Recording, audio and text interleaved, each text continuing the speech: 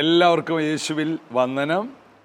കഴിഞ്ഞ ദിവസം നമ്മൾ വായിച്ചത് എഫേസ്യ ലേഖനം 1-ാം അധ്യായത്തിലെ 3 മുതലുള്ള വാക്യമാണ്. അതിങ്ങനെയാണ്: സ്വർഗത്തിലെ സകലവിധ ആത്മീക അനുഗ്രഹത്താലും നമ്മെ ക്രിസ്തുവിൽ അനുഗ്രഹിച്ചിരിക്കുന്ന നമ്മുടെ കർത്താവായ യേശു ക്രിസ്തുവിൻ്റെ ദൈവവും പിതാവുമായവൻ വാഴ്ത്തപ്പെട്ടവൻ. നമ്മെ അനുഗ്രഹിക്കും എന്നല്ല, യേശുവിനെ കർത്താവും രക്ഷകനുമായി സ്വീകരിക്കുമ്പോൾ നമുക്ക് വേണ്ടി ദൈവം മുൻ കരുതിയിരുന്ന എല്ലാ അനുഗ്രഹവുമായിട്ട് നമ്മൾ കണക്റ്റായി.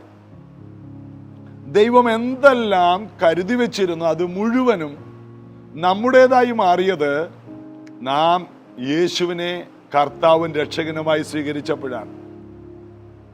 ഒരു രാജാവിൻ്റെ വീട്ടിൽ രാജാവിന് ജനിക്കുന്ന കുഞ്ഞിനെ അവൻ ഒന്നും ചെയ്തിട്ടില്ല. രാജാവിന് ഒരു മോൻ ജനിച്ചു.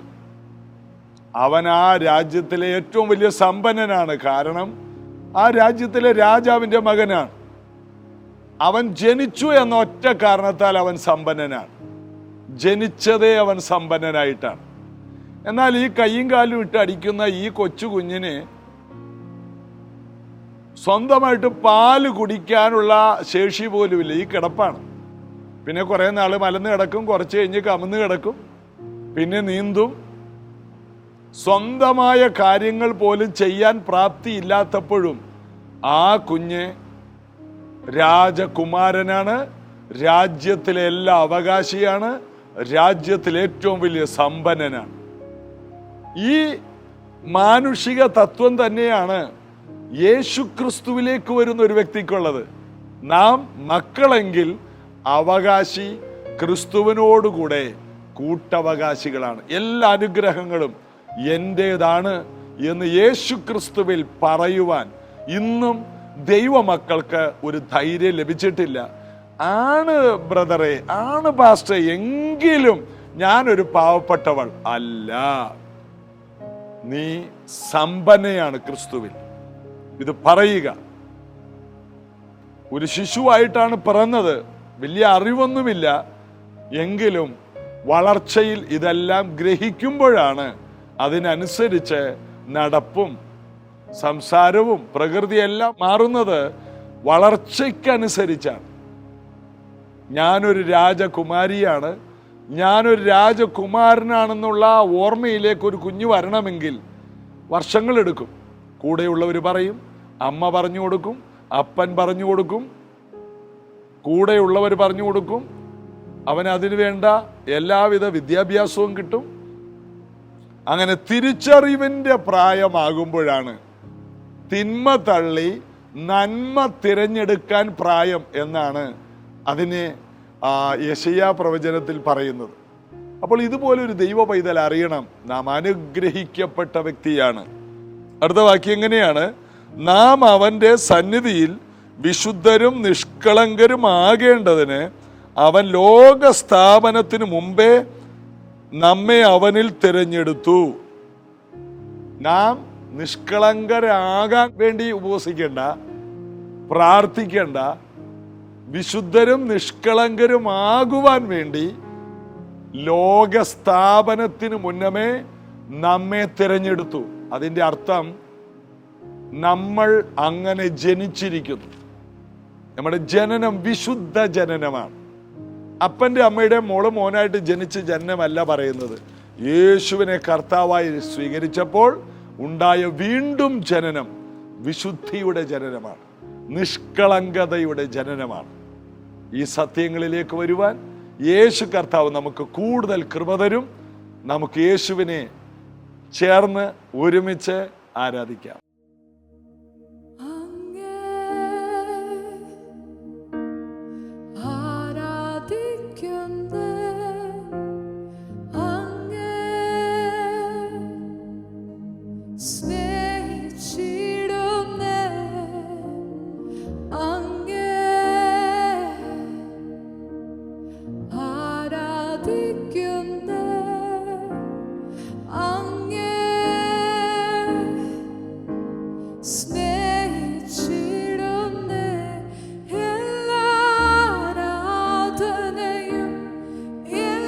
സ്തോത്രങ്ങളും എല്ലാ ഹല്ലേലൂയയും എൻ്റെ യേശുവിന്, എല്ലാ ആരാധനയും എല്ലാ സ്തോത്രങ്ങളും എല്ലാ ഹല്ലേലൂയയും എൻ്റെ പ്രാണപ്രിയന്. സ്തുതി എത്ര ചൊന്നാലും മതിയാവില്ലേശുവേ, സ്വർഗാതിസ്വർഗവും അങ്ങേ പോലാവില്ലേ. സ്തുതി എത്ര ചൊന്നാലും മതിയാവില്ലേശുവേ, സ്വർഗാതിസ്വർഗവും അങ്ങേ പോലാവില്ലേ.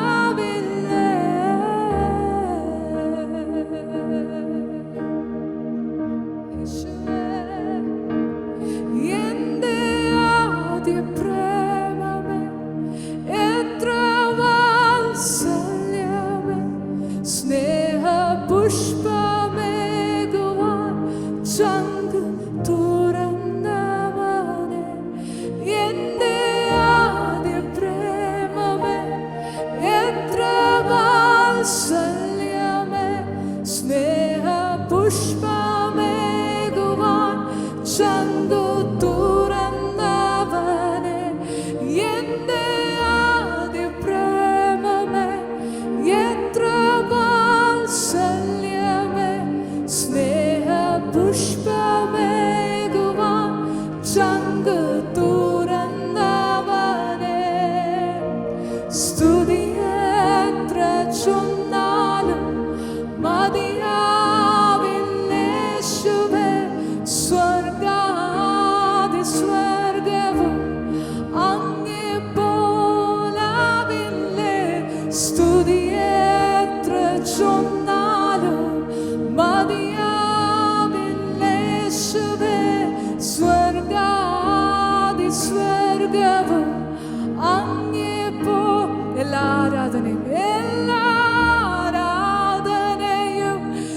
എല്ലാ സ്തോത്രങ്ങളും എല്ലാ ഹല്ലേലൂയയും എൻ്റെ യേശുവിന്, എല്ലാ ആരാധനയും എല്ലാ സ്തോത്രങ്ങളും എല്ലാ ഹല്ലേലൂയയും എൻ്റെ പ്രാണപ്രിയന്. എല്ലാ ആരാധനയും എല്ലാ സ്തോത്രങ്ങളും എല്ലാ ഹല്ലേലൂയയും എൻ്റെ യേശുവിന്, എല്ലാ ആരാധനയും എല്ലാ സ്തോത്രങ്ങളും എല്ലാ ഹല്ലേലൂയയും എൻ്റെ പ്രാണപ്രിയന്. യേശുവേ, എല്ലാ ആരാധനയും അങ്ങേക്ക്, എല്ലാ സ്തുതികളും അങ്ങേക്ക്, എല്ലാ സ്തോത്രവും എല്ലാ പുകഴ്ചയും സ്വീകരിപ്പാൻ അങ്ങ് യോഗ്യൻ. മഹത്വവും ജ്ഞാനവും എല്ലാം സ്വീകരിപ്പാൻ അങ്ങ് മാത്രം യോഗ്യൻ. സകല പുകഴ്ചയ്ക്കും യോഗ്യനേ യേശു മാത്രം. സ്തുതി എത്ര ചൊന്നാലും മതിയാവില്ലേശുവേ, സ്വർഗാതിസ്വർഗവും അങ്ങേ പോലാവില്ലേ. സ്തുതി എത്ര ചൊന്നാലും മതിയാവില്ലേശുവേ, സ്വർഗാതിസ്വർഗവും അങ്ങേ പോലാവില്ലേ.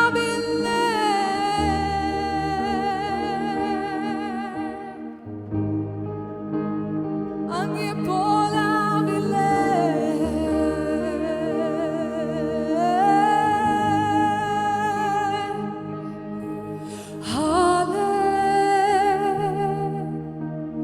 Hallelujah.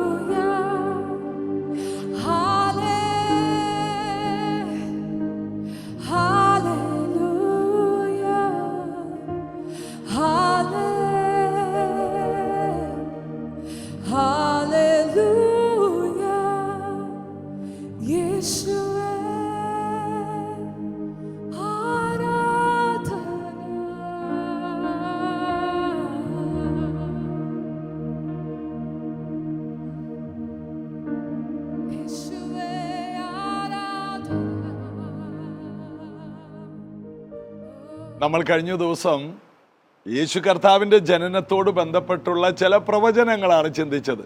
യെശയ്യാ പ്രവചനം 9-ാമത്തെ അധ്യായത്തിൻ്റെ 6-ാം വാക്യം നമ്മൾ വായിച്ചു. നമുക്ക് ഒരു ശിശു ജനിച്ചിരിക്കുന്നു, നമുക്ക് ഒരു മകൻ നൽകപ്പെട്ടിരിക്കുന്നു, ആധിപത്യം അവൻ്റെ തോളിലിരിക്കും, അവന് അത്ഭുതമന്ത്രി, വീരനാം ദൈവം, നിത്യപിതാവ്, സമാധാന പ്രഭു എന്ന് പേർ വിളിക്കപ്പെടും. ഈ ഭൂമിയിൽ എത്രയോ മനുഷ്യർ ജനിച്ചു, എത്രയോ മഹാന്മാർ ജനിച്ചു. ജനിച്ചവരൊന്നും മഹാന്മാരായിരുന്നില്ല. അവർ ജനിച്ച് വളർന്ന് ഏറ്റൊടുവിലാണ് ഒരു മഹാന്മാരായി മാറിയത്. ആരും ഭൂമിയിൽ രാജാവായി ജനിച്ചിട്ടില്ല. അവർ ജനിച്ച് രാജാക്കന്മാരായി തീർന്നതാണ്. എന്നാൽ ബൈബിൾ മാത്രം പറയുന്ന ഒരു സത്യമുണ്ട്. യഹൂദന്മാരുടെ രാജാവായി പിറന്നവൻ എവിടെ? ഞങ്ങൾ അവന്റെ നക്ഷത്രം കിഴക്ക് കണ്ടിട്ട് നമസ്കരിക്കാൻ വന്നിരിക്കുന്നു. ഈ കണ്ട ജ്ഞാനികൾ സഞ്ചരിക്കുന്ന നക്ഷത്രത്തിന്റെ ഒപ്പം വന്നിട്ട് നേരെ ഒരു കൊട്ടാരത്തിൽ വന്നു കയറി. അവർ വിഡ്ഢികളല്ല. ഈ നക്ഷത്രം കണ്ട് പിന്നത്തേതിൽ അവർ വീണ്ടും യാത്ര ചെയ്ത് യേശു ആയിരിക്കുന്ന സ്ഥലത്ത് ചെന്ന് വീണ് യേശുവിനെ ആരാധിച്ചു. നിക്ഷേപങ്ങളെ തുറന്ന് പൊന്ന്, മീറ്, കുന്തിരിക്കം കാഴ്ചവെച്ചു എന്ന് നമ്മൾ വായിക്കുന്നു. എത്ര ഭയങ്കരമായ സംഭവങ്ങളാണ് യേശുവിൻ്റെ ജനനത്തോടുള്ള ബന്ധത്തിൽ. എന്താ കാര്യം? നമുക്ക് ഒരു ശിശു ജനിച്ചിരിക്കുന്നു. അതായത് നമ്മുടെ വിടുതലിനായി, നമ്മുടെ സൗഖ്യത്തിനായി. നമുക്ക് എല്ലാവർക്കും ഉറപ്പോടെ പറയാം, ഈ ശിശു നമുക്ക് എല്ലാവർക്കും വേണ്ടിയാണ്. യേശു മരിച്ചത് നമുക്ക് എല്ലാവർക്കും വേണ്ടിയാണ്. ദൈവം അവനെ നൽകുവാൻ തക്കവണ്ണം ഈ ലോകത്തെ സ്നേഹിച്ചു എന്നാണ് യോഹന്നാൻ 3:16 പറയുന്നത്. അതായത് എല്ലാവർക്കും വേണ്ടി ഒരുവൻ ക്രൂശിൽ യാഗമായി. യേശു ജനിച്ചതേ മരിക്കാനാണ്. അതുകൊണ്ടാണ് സർവ്വജനത്തിനും ഉണ്ടാകാനുള്ള മഹാസന്തോഷം ഒരു ശീലയിൽ പൊതിയപ്പെട്ടവനായി പശുത്തൊട്ടിയിൽ കിടക്കുന്നു എന്ന് ആട്ടിടയന്മാരോട് പറഞ്ഞത്. അതുകൊണ്ട് യേശുവിൻ്റെ ജനനത്തിൽ ഇനി താറാവിനെ കറി വെച്ചില്ലേലും കോഴിയെ കൊന്നില്ലേലും കുഴപ്പമൊന്നുമില്ല. യേശുവിൻ്റെ ജനനം ഓർത്ത് സന്തോഷിക്കാൻ നമ്മുടെ ഉള്ളിൽ വലിയ ആനന്ദമുണ്ട്. അതൊരാഘോഷമാണ്. ഓരോ വ്യക്തികളും യേശുവിൻ്റെ ജനനത്തെ ആഘോഷിക്കുന്ന ഈ ദിവസങ്ങളിൽ നാം ഈ സത്യത്തിൻ്റെ പൊരുളുകളെ അറിഞ്ഞ് യേശുവിനെ ആരാധിക്കണം. ആ ശിശു കിടക്കുന്നിടം വരെയും ചെന്ന് ആ ജ്ഞാനികളായ രാജാക്കന്മാർ, കിഴക്കു നിന്ന് വന്ന രാജാക്കന്മാർ ഈ രാജാതി രാജാവിനെ ആരാധിച്ചു. നമുക്ക് ഒരു ശിശു ജനിച്ചിരിക്കുന്നു. യേശു യഹൂദന്റെ മാത്രമുള്ള ഒരു ശിശുവല്ല, ജാതികളുടെയും കൂടി ദൈവമാണ്. അവൻ ജനിച്ചത് ആരായിട്ടാണെന്ന് അവിടെ എഴുതിയിട്ടുണ്ട്. നിത്യപിതാവ്, അത്ഭുത മന്ത്രി, വീരനാം ദൈവം, സമാധാന പ്രഭു. എന്തെല്ലാം വർണ്ണനകളാണ് യേശുവിനെ കുറിച്ച് അവിടെ പറയുന്നത്. ഒന്നുകൂടി ഞാനത് വായിക്കാം. ആധിപത്യം അവന്റെ തോളിൽ ഇരിക്കും, അവന് അത്ഭുത മന്ത്രി, വീരനാം ദൈവം, നിത്യപിതാവ്, സമാധാന പ്രഭു എന്ന് പേർ വിളിക്കപ്പെടും. ഈ പറഞ്ഞ എല്ലാ കാര്യങ്ങളിലും യേശു യോഗ്യനായിരുന്നു. യേശുവിൻ്റെ തോളിലാണ് ആധിപത്യം. യേശു പറഞ്ഞു, ഞാൻ എൻ്റെ സഭയെ പണിയും. ഈ ഭൂമിയിൽ വന്ന, അതിനു മുമ്പ് വന്ന ഇസ്രായേലിലെ ഒരു നേതാക്കന്മാരും അത് പറഞ്ഞില്ല. മോശ, യഹൂദന്മാർ കണ്ടതിൽ ഏറ്റവും ശക്തനായ ദൈവപുരുഷൻ, ചെങ്കടലിനെ ഒരു വടി കൊണ്ട് രണ്ടാക്കിയവൻ, പാറയിൽ നിന്ന് വെള്ളത്തെ കൊടുത്തവൻ, 40 വർഷം ഇസ്രായേൽ മക്കളെ നടത്തിയവൻ, ഫറവോന്റെ ഇരുമ്പുലയിൽ നിന്ന് ജനങ്ങളെ വിടുവിച്ചു കൊണ്ടുവന്ന മഹാനായ മനുഷ്യൻ. ആ മോശ പറഞ്ഞു, എന്നെപ്പോലൊരു പ്രവാചകനെ നിങ്ങളുടെ ഇടയിൽ ദൈവം എഴുന്നേൽപ്പിച്ചു തരും. അവൻ പറയുന്ന സകലത്തിലും നിങ്ങൾ അവന്റെ വാക്ക് കേൾക്കണം.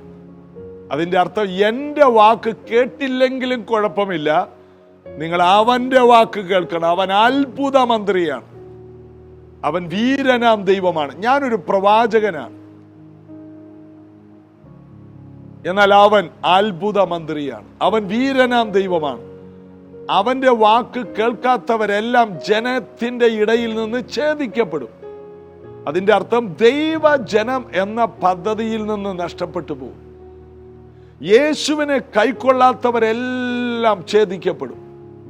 അതുകൊണ്ടാണ് ക്രൂശിന്റെ വചനം നശിച്ചു പോകുന്നവർക്ക് ഭോഷത്വമെങ്കിലും രക്ഷിക്കപ്പെട്ടവർക്ക് അത് ദൈവശക്തിയാണ്.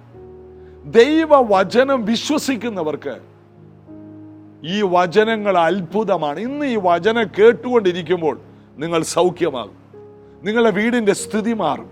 കാരണം ദൈവത്തിന്റെ വചനം ഇരുവായ്ത്തല ഉള്ള വാളിനേക്കാൾ മൂർച്ചയേറിയതും സന്ധി മജ്ജകളെയും പ്രാണനെ പോലും വിടുവിക്കും വണ്ണം തുളച്ചു കടക്കുന്നതുമാണെന്ന് എബ്രായ ലേഖനം 4:12 പറയുന്നു. ദൈവവചനം ഇത് കേൾക്കുമ്പോൾ, ഈ വചനം കേട്ടുകൊണ്ടിരിക്കുമ്പോൾ തന്നെ പറയാം, യേശു നിനക്ക് വേണ്ടിയാണ് ജനിച്ചത്, യേശു നിനക്ക് വേണ്ടിയാണ് ഈ ഭൂമിയിലേക്ക് വന്നത്. യേശുവിൻ്റെ തോളിലാണ് സകല ആധിപത്യങ്ങളും. ഇന്ന് കാണുന്ന മുഴുവൻ ഭരണവും യേശുവിൻ്റെ കയ്യിലാണ്. അതായത് ആരും അടക്കാതെ വണ്ണം തുറക്കുകയും ആരും തുറക്കാതെ വണ്ണം അടക്കുകയും ചെയ്യുന്ന ദാവീദിന്റെ താക്കോലുള്ളവൻ എന്നാണ് വെളിപ്പാട് പുസ്തകം 5-ാം അധ്യായത്തിൽ യേശു കർത്താവിനെ കുറിച്ച് പറയുന്നത്. അതുകൊണ്ട് ഈ ദൈവവചനം കേൾക്കുന്നവരറിയണം, ഇന്ന് സകല അധികാരവും യേശുവിൻ്റെ തോളിലാണ്. യേശു മരിച്ച് അടക്കപ്പെട്ട് ഉയർത്തെഴുന്നേറ്റ് ശിഷ്യന്മാരുടെ മുൻപിൽ പ്രത്യക്ഷനായി. മത്തായിയുടെ സുവിശേഷം 28-ാം അധ്യായം നമ്മളത് കാണുന്നു. ശിഷ്യന്മാരവനെ കണ്ടു, ചിലർ സംശയിച്ചു, ചിലർ അവനെ ആരാധിച്ചു. യേശു അടുക്കൽ ചെന്നിട്ട്, സ്വർഗത്തിലും ഭൂമിയിലും സകല അധികാരവും എനിക്ക് നൽകപ്പെട്ടിരിക്കുന്നു. എങ്ങനെ? യേശു ക്രൂശിൽ മരിച്ച് പിശാചിന്റെ തലയെ തകർത്ത് പിശാചിന്റെ കയ്യിലുണ്ടായിരുന്ന ആധിപത്യത്തെ, താക്കോൽ കൂട്ടങ്ങളെ പിടിച്ചെടുത്ത് ബദ്ധന്മാരെ വിടുവിച്ച് ഉയരത്തിലേക്ക് കൊണ്ടുപോയി അവർക്ക് ദാനങ്ങളെ കൊടുത്തിരിക്കുന്നു എന്ന് വായിക്കുന്നു. പഴയ നിയമ വിശുദ്ധന്മാരുടെ സകല തടവുകളിൽ നിന്നും ബന്ധനങ്ങളിൽ നിന്നും അവരെ യേശു തുറന്നു തൻ്റെ ക്രൂശ് മരണത്താൽ. ഇന്നിത് കേൾക്കുന്ന ഓരോ വ്യക്തികളും അറിയണം, യേശുവിൻ്റെ ജനനം എൻ്റെ മരണം മാറ്റുവാനാണ്. യേശുവിൻ്റെ ജനനം എൻ്റെ ജീവിതം പുതുക്കുവാനാണ്. യേശുവിൻ്റെ ജനനം എൻ്റെ ജീവിതത്തെ ധന്യമാക്കാനാണ്. ആധിപത്യം യേശുവിൻ്റെ തോളിലാണ്. ഇത് കേൾക്കുന്ന ഓരോ ദൈവമക്കളും ഇന്ന് ഈ വചനങ്ങളിൽ സന്തോഷിക്കണം. മുഴുവനും അധികാരം യേശുവിൻ്റെ കയ്യിലാണ്. യേശു പറഞ്ഞു, സ്വർഗത്തിലും ഭൂമിയിലും സകല അധികാരവും എൻ്റെ കയ്യിലാണ്. ആകയാൽ എൻ്റെ മക്കളായ നിങ്ങൾ പുറപ്പെട്ട് പിതാവിൻ്റെയും പുത്രൻ്റെയും പരിശുദ്ധാത്മാവിൻ്റെ നാമത്തിൽ സ്നാനം കഴിപ്പിച്ച് സകല രാജ്യങ്ങളെയും ശിഷ്യരാക്കുക. ഞാനോ ലോകാവസാനത്തോളം എല്ലാ നാളും നിങ്ങളോട് കൂടിയിരിക്കും. കാരണം ഞാൻ വീരനാം ദൈവമാണ്, ഞാൻ നിത്യപിതാവാണ്. ക്രൂശോടെ തീർന്നവനല്ല, ക്രൂശോടെ എൻ്റെ ദൈവത്വം ആരംഭിച്ചു. കന്യകയിൽ ജനിച്ചപ്പോൾ എൻ്റെ മനുഷ്യത്വം ആരംഭിച്ചു. എന്നാൽ ക്രൂശിൽ മനുഷ്യർ പിശാചും ചേർന്ന് എൻ്റെ മനുഷ്യത്വത്തെ ക്രൂശിച്ചു. ഒന്നാമത്തെ ആദാം മുഖാന്തരം വന്ന എല്ലാ പരാജയങ്ങളെയും എൻ്റെ മനുഷ്യത്വത്തിലൂടെ ക്രൂശിച്ചു. ഇപ്പോൾ ഞാനിതാ ഉയർത്തെഴുന്നേറ്റിരിക്കുന്നു. യേശു കഥകടച്ചിരിക്കുമ്പോൾ ശിഷ്യന്മാരുടെ നടുവിൽ വന്നു. യേശു കൈകാലുകളെ കാണിച്ചു.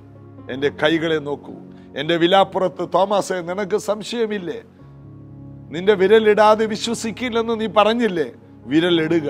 ഉടനെ തോമസ് ഒരു വാക്ക് പറഞ്ഞു, എൻ്റെ കർത്താവും എൻ്റെ ദൈവമായുള്ളോവേ. 12 ശിഷ്യന്മാരിൽ ആദ്യമായിട്ട് ഒരാൾ പറഞ്ഞു, എൻ്റെ കർത്താവും എൻ്റെ ദൈവവുമായുള്ളവേ.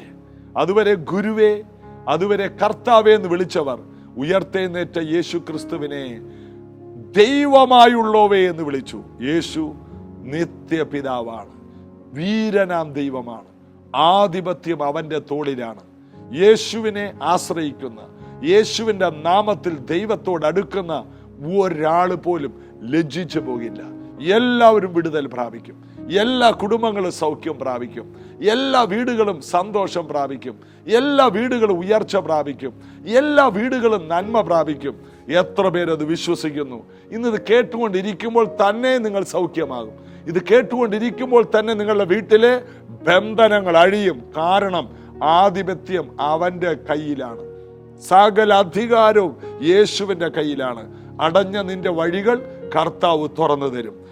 വഴി അടഞ്ഞവരെന്നെ ശ്രദ്ധിക്കുന്നുണ്ട്, വാതിലുകൾ അടഞ്ഞുപോയ പലരും എന്നെ ശ്രദ്ധിക്കുന്നുണ്ട്. ആരും അടക്കാതെ വണ്ണം തുറക്കുന്നവൻ നിനക്ക് വേണ്ടി ഒരു വാതിൽ തുറന്നാൽ പിന്നീട് ആർക്കും അതിനെ അടക്കാൻ കഴിയില്ല. നിന്റെ ജീവിതത്തിലുള്ള ശാപത്തെ യേശു അടച്ചു കളഞ്ഞാൽ പിന്നെ പിശാചിനോ ദൂതന്മാർക്കോ അത് തുറക്കുവാനും കഴിയില്ല. നിനക്കെതിരെയുള്ള ശാപത്തിന്റെ വാതിൽ അടച്ചു കളയും. നിന്റെ ജീവിതത്തിൽ നിന്നുള്ള രോഗത്തിന്റെ വാതിൽ യേശു അടച്ചു കളയും. മരണത്തിന്റെ വാതിൽ അവൻ നിനക്കെതിരെയുള്ളത് അടച്ചു കളയും. സകല താക്കോലും യേശുവിൻ്റെ കയ്യിലാണ്. യേശുവിൽ വിശ്വസിക്കുന്ന ഒരു ദൈവ പൈതൽ എത്ര അത്ഭുതമാണ്! ഈ നാമം വായിലെടുക്കുവാൻ ലഭിച്ചതാണ് എൻ്റെ ജീവിതത്തിലെ ഭാഗ്യം. ഇത് കേൾക്കുന്ന ഓരോ വ്യക്തികളും ഭാഗ്യവാന്മാരാകുന്നത് ഈ നാമം എപ്പോഴും ഉരുവിടുന്നതാണ്. യേശു എന്ന പേര് എത്രത്തോളം പറയുന്നുവോ അത്രത്തോളം നമ്മുടെ വീട് സമാധാനം കൊണ്ട് നിറയും. സമാധാന പ്രഭു യേശു നമ്മുടെ വീടിനെ സമാധാനം കൊണ്ട് അലങ്കരിക്കും. അതുകൊണ്ട് നമ്മുടെ അലങ്കാരം മുടി പിന്നുന്നതല്ല, പൊന്നണിയുന്നതല്ല എന്ന് പൗലോസ് പറഞ്ഞു. പിന്നെ എന്താണ്? യേശു ക്രിസ്തുവിലുള്ള ജീവിതമാണ്. അകത്തെ ഗൂഢമനുഷ്യൻ, അതായത് യേശുവിനെ കൈക്കൊണ്ട ആത്മമനുഷ്യന്റെ അലങ്കാരം. നമ്മുടെ ജീവിതത്തിൽ നമ്മെ അലങ്കരിക്കേണ്ടത് യേശു ക്രിസ്തുവിന്റെ വചനം കൊണ്ടാണ്, പുറമേ ഉള്ളതല്ല. അതിൻ്റെ അർത്ഥം പുറമേ ഒന്നും ചെയ്യേണ്ടെന്നല്ല.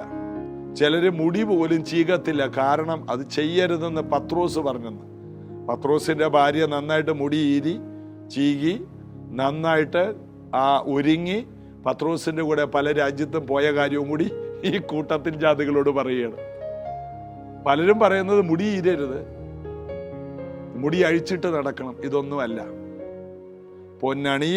പൊന്നണിയാതിരിക്കുകയോ ഇതൊന്നും നമ്മുടെ വിഷയവുമല്ല. ഏതായാലും സ്വർഗത്തിൽ ചെന്ന് ചവിട്ടി നടക്കുന്നത് പോലും ഇതാണ്. ഇതിനൊന്നും വലിയ വില വേദപുസ്തകം കൽപ്പിച്ചിട്ടില്ല. ഏറ്റവും വലിയ വില യേശുവിനെ കൈക്കൊണ്ടു. അവന്റെ രക്തം പൊന്ന്, വെള്ളി മുതലായ അഴിഞ്ഞു പോകുന്ന വസ്തുക്കളെക്കാൾ വലുതാണ്. യേശുവിന്റെ ചോരയാണ് നമ്മുടെ വീണ്ടെടുപ്പിന്റെ വിജയം. യേശു ജനിച്ചത് നമ്മെ ആധിപത്യമുള്ളവരാക്കാനാണ്, നമ്മൾ അനുഗ്രഹമായി മാറാനാണ്. ഈ സത്യം അറിഞ്ഞ് സത്യത്തിൽ നടക്കുമ്പോൾ സത്യം നമ്മെ സ്വതന്ത്രമാക്കും. ഒരുമിച്ച് നമുക്ക് പ്രാർത്ഥിക്കാം.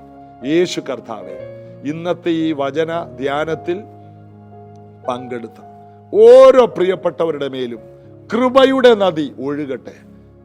യോഹന്നാൻ 7:37-38 പോലെ വിശ്വസിക്കുന്നവരുടെ ഉള്ളിൽ നിന്ന് തിരുവെഴുത്ത് പറയുന്നത് പോലെയുള്ള അനുഗ്രഹ നദി, ജീവജല നദി, സമാധാന നദി, സന്തോഷ നദി, സൗഖ്യത്തിന്റെ നദി, വിടുതലിന്റെ നദികൾ ഒഴുകട്ടെ. ഇവർ സൗഖ്യമാവുക മാത്രമല്ല, വരുന്ന 2024 ഇവരിൽ നിന്ന് ഈ ആനന്ദ നദി ഒഴുകട്ടെ. ഇവരുടെ ജീവിതം ആയിരങ്ങൾക്ക് ആസ്വാദ്യവും അനുഗ്രഹവും വിടുതലുമായി മാറട്ടെ. സുവിശേഷത്തിന്റെ വക്താക്കളാക്കി. ഭൂമി മുഴുവനും സന്തോഷ സമൃദ്ധി ആകുന്ന ക്രിസ്തുവിൽ നിറഞ്ഞിരിക്കുന്ന കുടുംബമായി ഈ കുടുംബങ്ങൾ തീരട്ടെ. ഇന്നിവർ അനുഭവിക്കുന്ന പ്രശ്നങ്ങൾ മാറിപ്പോകട്ടെ. കടബാധ്യതകൾ മാറി ഒരു സമൃദ്ധി ഉണ്ടാകട്ടെ. യേശുവിൻ നാമത്തിൽ രോഗബന്ധനങ്ങൾ അഴിഞ്ഞു മാറട്ടെ. ഇവരുടെ തലമുറകൾക്ക് നല്ല ഭാവി ഉണ്ടാകട്ടെ. അനുഗ്രഹിക്കുന്നു യേശുവിൻ നാമത്തിൽ പിതാവേ, ആമേൻ. എത്ര അനുഗ്രഹിക്കപ്പെട്ട വചനങ്ങളാണ് നമ്മൾ ഓരോ ദിവസവും കേൾക്കുന്നത്. മറ്റുള്ളവരെ കൂടി ഈ സന്തോഷ വാർത്ത കൈമാറുക. ഈ ദിവസങ്ങളിലെ ദൈവവചന ധ്യാനം നിങ്ങൾ മറ്റുള്ളവരെ കൂടി അറിയിക്കുക. എല്ലാവരും കർത്താവിൽ സന്തോഷിക്കട്ടെ. യേശുവിൻ്റെ ജനനത്തിൽ സന്തോഷിക്കട്ടെ. നാളെ ഇതേ സമയത്ത് കാണാം. നമുക്ക് ഒരുമിച്ച് ദൈവരാജ്യം പണിയാം. God bless you.